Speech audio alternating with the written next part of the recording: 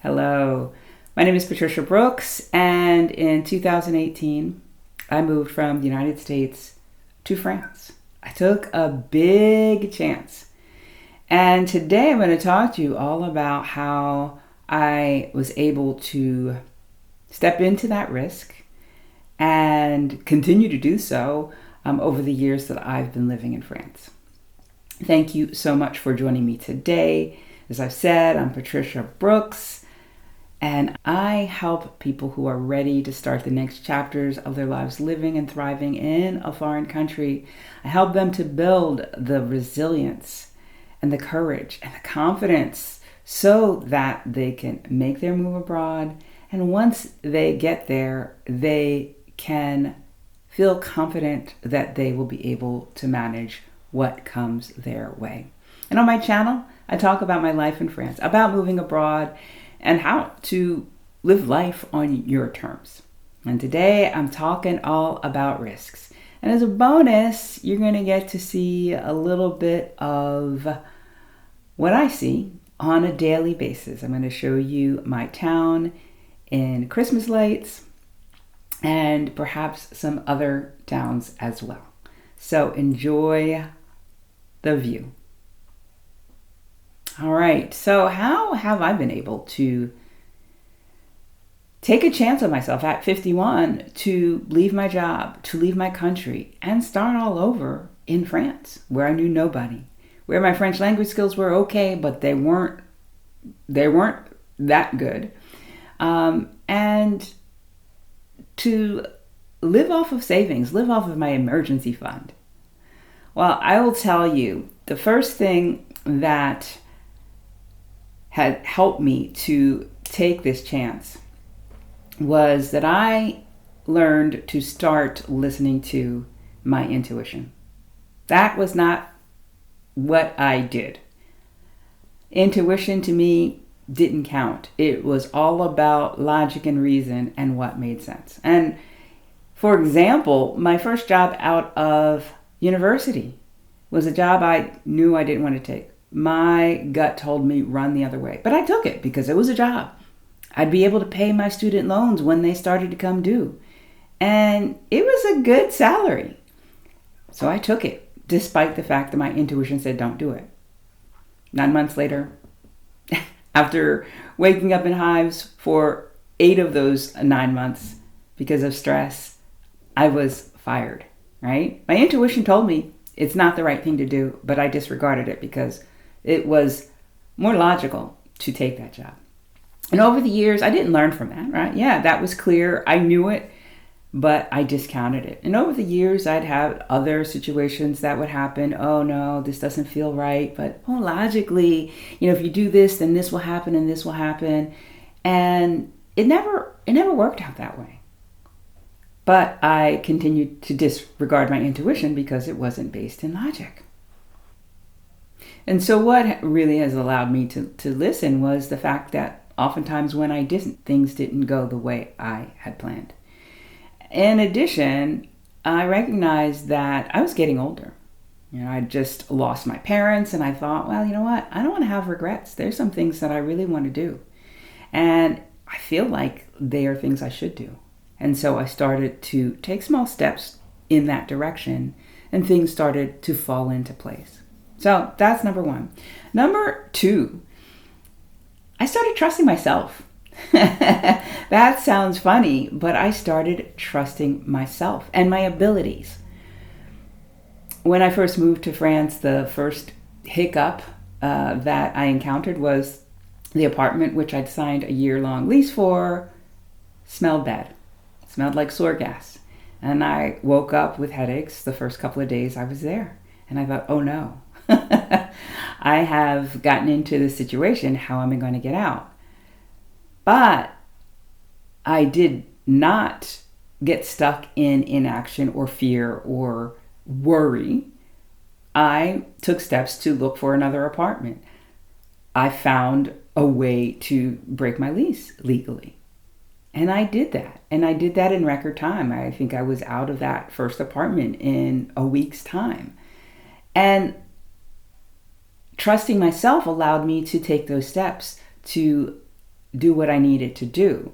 And I think that has allowed me to move or do things that are uncertain, because I know that I can not only rely on my intuition, but also on my capacity to make change, to think rationally, and to get myself through difficult situations. All right. 1, trusting my intuition. 2, trusting myself. Moving here. Number 3 is that in moving here, I have started to dream again. Now, as children, we all typically have this childlike wonder and curiosity and a belief that, oh, I want to do this and I can do that. And that slowly gets beaten out of us. And for me, it was a matter of wanting to fit in, belong, not be different, be accepted. And so I kind of conformed. And I started to lose the thread of the things that I enjoyed or wanted out of life so that I could be accepted. And I stopped dreaming pretty early on. And I didn't start dreaming again until right before I made my move, right? This was a big dream. Ooh, maybe I could move to France.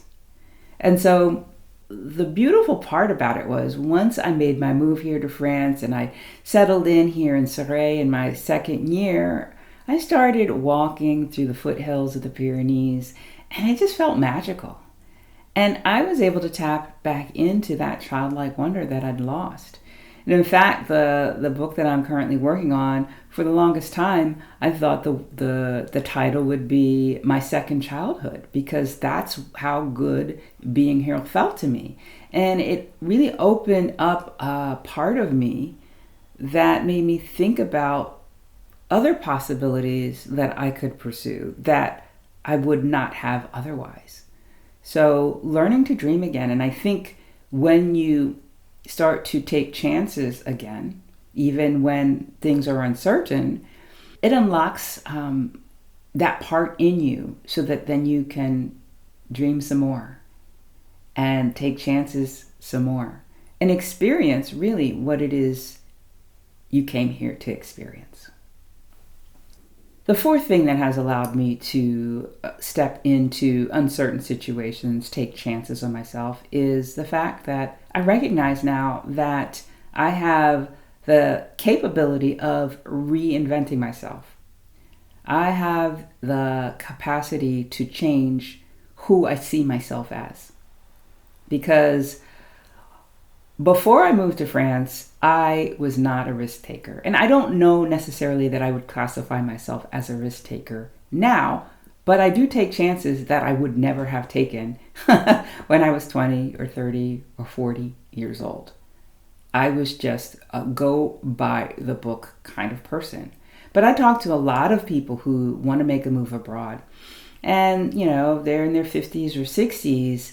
And they say to me, you know, when I was younger, I wouldn't hesitate so much. But now that I'm older, I'm more risk averse. I'm afraid to take chances. I need more certainty in my life. And whether you are like I was, not taking chances when I was younger, or like some of these people that I speak to who have the reverse, recognizing that you are in control of your own narrative and that you can change who you see yourself as. And when you change who you see yourself as, you can do different things.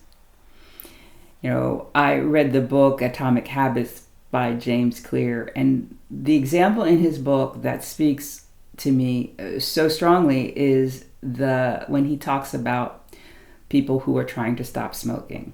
And he talks about the person who is offered a cigarette and they say, oh no, thank you, I'm trying to stop smoking. And then there's another person who is stopping smoking and they're offered a cigarette too. And their response is slightly different, but it shows the difference in identity. They say, oh, no, thank you, I'm not a smoker, right? I'm not a smoker. And non-smokers don't smoke, right? It is an affirmation. And I think that's the same with, oh, I'm the kind of person who needs to have certainty before I can move forward. If you have that sort of identity, then you're going to hold yourself back. But if you can recognize that, oh, I can change that about myself, and all it takes is taking one small step on taking a chance on something I want to do, then you can start to change that narrative. And when you change the narrative, then the things you do change. All right. That was true for me. At 51, yeah, it still felt risky to do this thing, but I had the trust in my intuition, the trust in myself, and not wanting regrets. And that was enough to help me to start changing that. And throughout my years here, I've continued to do things that may have seemed risky to me in the past. All right. Now I speak about identity and reinvention, and that is so important, to actually take steps on things that may feel a little bit out of your comfort zone. It's not always easy. You might not know where to start, but when you have a plan, it makes it easier to follow it. And on January 10th, I am holding a workshop called How to Create Your Reinvention Plan and Actually Start Working on It. And in this workshop, it's a 3-hour workshop, we are going to discuss core values. And those core values are going to help you to select the project or the reinvention that you want to work on so that you can more closely honor those values and those principles that you hold dear. We're also going to identify the key milestones that will need to be accomplished so that you can reach that goal or objective. And we're going to not only just have milestones, but we're going to break those big milestones down into small, doable pieces so that you're actually likely to complete your plan.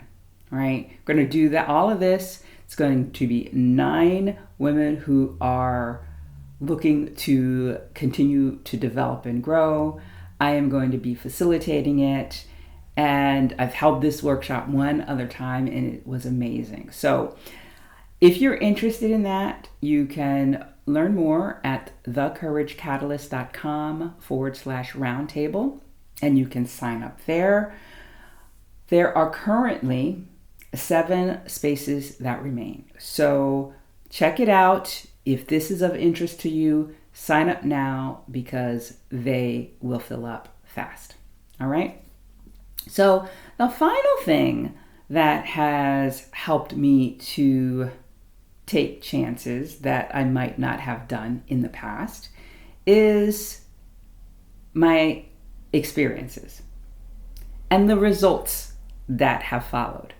Moving to France, I wasn't sure how that was going to turn out. Would I be here for a year or maybe 2 and then return to the States? No, I've been here 8 years. And that shows to me that, I took this chance. I quit my job. I didn't have a job or a means to support myself outside of my savings. But here I am still. That result shows me that I took a chance and that chance worked out. I later decided to start my business here. And that felt risky too, because I never had a business that I was able to support myself on. And living here in France, that was what I would have to do. And it wasn't easy. It wasn't always pretty. But my business is supporting me now. And that's a testament to I took this risk and it's paying off. It's working out. And so seeing this over and over again, as I said, it might not be pretty. It might go a little bit differently than I had planned, but the results show me that when I take a chance, when I plan, right, it's not just some uncalculated risk, that I can have success. And so I don't have to be so afraid of taking a chance or doing something where I'm not really sure how it's going to end or how I'm going to get to that end point that I want to get to. All right, because a lot of times when you take a step forward toward a dream or a goal that you have, you're at a different vantage point and you can see things differently. Okay?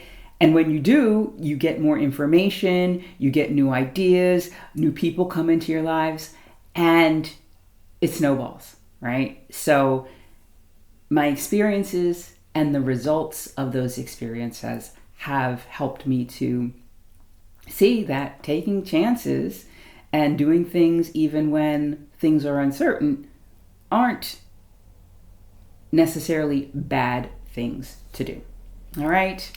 So that is all I have for you today about the ways that I have been able to take more chances in the face of uncertainty. Which one of these do you think would be most helpful to you in moving forward? Let me know in the comments. Now, I hope you enjoyed the footage that I shared with you. If you are ready to work on a goal, reinvent yourself in some way, and would like to have a clear, actionable plan that you create, then be sure to sign up for the workshop that will be held on January 10th. And I hope to see you there. That is all I have for you today. Thank you for your support today and all year. We are 3,600 strong and growing, and I appreciate each and every one of you. If you're not a subscriber yet and you enjoyed this content, be sure to consider subscribing. Click that notification bell because you will then be notified every time I go live and every time a new video drops. All right. So take care. This is my last video of the year. Have a great end of 2025, and I wish you the most amazing 2026. All right. Take care. See you in the new year.